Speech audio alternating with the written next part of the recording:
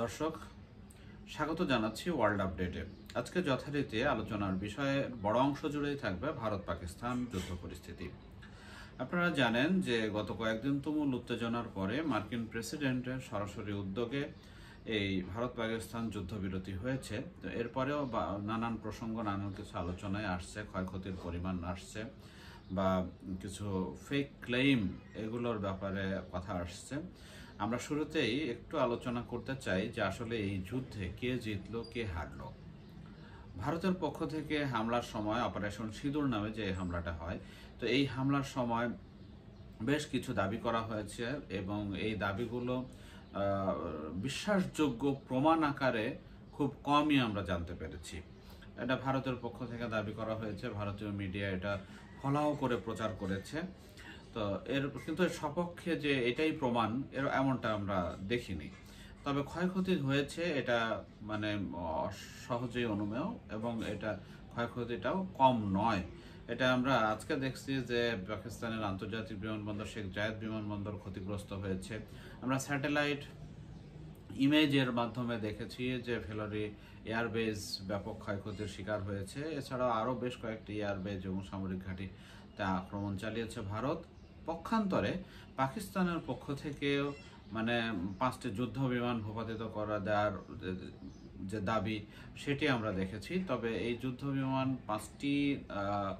পাঁচটি পড়েছে কি 3টি পড়েছে, তো সেটি আমরা সংখ্যা সঠিকভাবে না জানলেও যে বিমান যে ভূপাতিত হয়েছে ভারতের, সেটির এই পাকিস্তানের এই দাবির আংশিক সত্যতা আমরা পেয়েছি এবং এটা রয়টার্স বা আন্তর্জাতিক গণমাধ্যমগুলো তাদের নিজস্ব সূত্রে বিষয়টি নিশ্চিত করার চেষ্টা করেছে এবং সেটাতে বিশ্বাসযোগ্যভাবে বলা হয়েছে যে পাকিস্তান অত্যাধুনিক যুদ্ধ বিমান রাফাল বিধ্বস্ত করেছে। তবে S-400 যে আকাশ প্রতিরক্ষা সিস্টেম ধ্বংস করার দাবি পাকিস্তান করেছে, তার সপক্ষে আমরা কোনো প্রমাণ দেখিনি। তো এই অবস্থায় স্বভাবতই প্রশ্ন আসে যে এই পাক ভারত যুদ্ধে আসলে জিতলো কে? আমরা বিপুল সংখ্যক মানুষের প্রাণহানি দেখেছি। পাকিস্তান তারা থেকে সামরিক বাহিনী দাবি করেছে যে ভারতের হামলায় বেসামরিক মানুষের প্রাণহানি ঘটেছে, 26 জনেরও বেশি আহত হয়েছে, 35-36 জনের মতো। যদিও ভারত দাবি করেছে যে তারা অন্তত 80 জন জঙ্গিকে হত্যা করেছে, যারা মানে মিলিটেন্সির সাথে যুক্ত, জঙ্গিবাদের সাথে যুক্ত, সন্ত্রাসবাদের সাথে যুক্ত। তো এই যুদ্ধে স্বভাবতই একটি বিষয় আমরা দেখি যে ভারতের পক্ষ থেকে যে পরিমাণ মানে ভুল তথ্য, অপতথ্য ছড়ানো হয়েছে এবং যে সমস্ত দাবি, সেই দাবির সপক্ষে প্রমাণাদি দেওয়া হয়নি। পাকিস্তান সে তুলনায় একটু কম অপতথ্য ছড়িয়েছে। তারা একটু আর বেশি করে দাবি করেছে বা বেশি করে কৃতিত্ব জাহির করেছে, কিন্তু তার সপক্ষে কিছু কিছু প্রমাণ দেওয়ার চেষ্টা করেছে। যেমন ওই বিধ্বস্ত বিমানের অডিও রেকর্ড, পাইলটের অডিও রেকর্ড তারা জানিয়েছে, প্রকাশ করেছে। এছাড়া যে 5টি যুদ্ধ বিমান কোথায় কোথায় ক্ষতিগ্রস্ত হয়েছে সংবাদ সম্মেলনে সেগুলো আইডেন্টিফাই করে দেখিয়েছে। তো এগুলো আসলে নিরপেক্ষ তদন্ত সাপেক্ষে মানে বিশ্বাসযোগ্য চিত্রটা আমরা সামনে পাই। তবে এই যুদ্ধের মধ্যে দিয়ে দৃশ্যত পাকিস্তানি মানে এগিয়ে থেকে শেষ করেছে। আমরা CNN এর একটা রিপোর্ট আপনাদের সাথে শেয়ার করতে চাই, যেখানে বলা হচ্ছে যে যুক্তরাষ্ট্র বা মার্কিন প্রেসিডেন্ট এটা ভারত পাকিস্তানের নিজেদের ব্যাপার নিজেরা মিটিয়ে ফেলুক বা যুক্তরাষ্ট্র এ ব্যাপারে কোনো কিছু করবে না, বলবে না বা দেখবে না। তো এটা শুরুতে বলা হলেও ভাইস প্রেসিডেন্ট JD ভ্যান্স বা পররাষ্ট্রমন্ত্রী মার্কো রুবিও এবং নিরাপত্তা স্টাফ এটি নিবিড়ভাবে পর্যবেক্ষণ করতেছিলেন। তো এক পর্যায়ে তাদের কাছে উদ্বেগজনক গোয়েন্দা তথ্য যায়।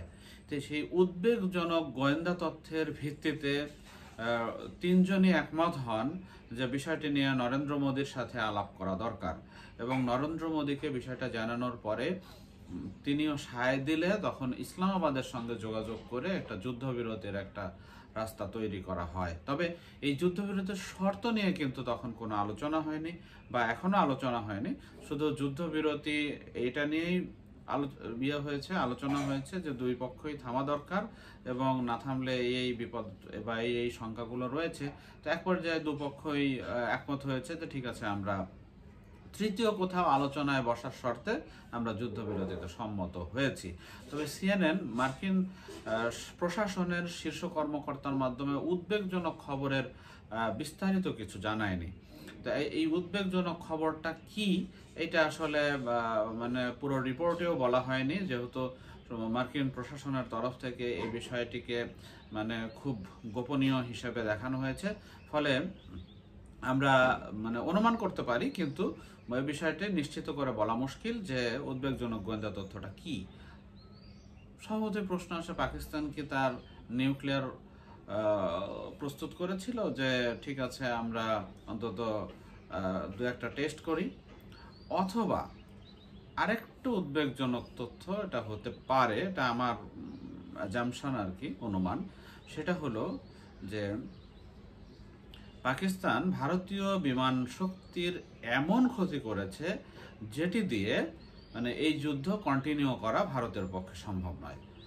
কারণ আমরা জানি যে পাকিস্তানের যুদ্ধ বহরে তুরস্ক এবং চীন, এই দুই দেশের সামরিক প্রযুক্তি মানে পাকিস্তানের বিমান শক্তিতে আছে। যদিও রাষ্ট্রীয়ভাবে পাকিস্তান একটা দুর্বল অর্থনীতির দেশ, কিন্তু তার কাছে এমন কিছু সামরিক সরঞ্জাম আছে যেগুলো ভারতের অপেক্ষাকৃত দুর্বল বিমান শক্তি মোকাবেলা করতে অক্ষম। আমরা এই যুদ্ধে যদি জয় পরাজয়ের নিরিখে দেখতে চাই, তাহলে আমরা এখানে পরাজয় হিসাবে ভারতকে পরাজিত দলে আমরা মানে খুব সহজেই দেখতে পাই, কারণ এখানে ভারতের যে দম্ভ অহমিকা সেটি অনেকটাই চূর্ণ হয়ে গিয়েছে। আবার এটার পাশাপাশি ভারতকে সহযোগিতা দেওয়া, বিশেষ করে ড্রোন শক্তি, সেই ড্রোন শক্তির একটা বড় অংশ খোয়া গেছে পাকিস্তানের প্রতিরোধে। তো এখানে ভারতের ড্রোন শক্তির 150 হার্প ড্রোন দিয়েছে ইসরায়েল। তো এই ইসরায়েলের ড্রোনের একটা বড় লস আমরা এই যুদ্ধে দেখেছি। তো সুতরাং ভারতের পাশাপাশি এখানে প্রযুক্তিগত সহায়তা দেওয়ার পরেও মানে ফ্রান্সের একটা পরাজয় আছে, ইসরায়েলেরও একটা পরাজয়ের অংশীদার তারাও। কারণ ফ্রান্সের রাফায়েল প্রথমবারের মতো একটা ওয়ারফিল্ডে নেমে এরকম একটা নাস্তানাবুদ হওয়ার নজির পৃথিবীতে এই প্রথম দেখা গেল। তো এটার পাশাপাশি আমরা যদি এখানে ভারত পাকিস্তান এই লড়াইয়ে আরেকজন একটা দূর থেকে হলেও মানে মুচকি মুচকি হেসেছে, সেই দেশটি হচ্ছে চীন।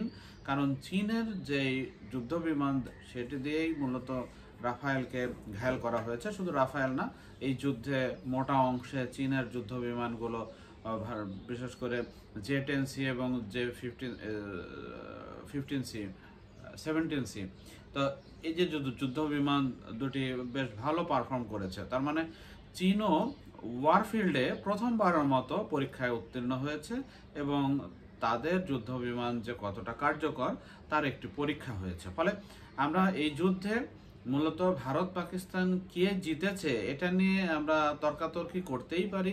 ভারতের পক্ষেও যুক্তি আছে, পাকিস্তানের পক্ষেও যুক্তি আছে, দেয়া যাবে।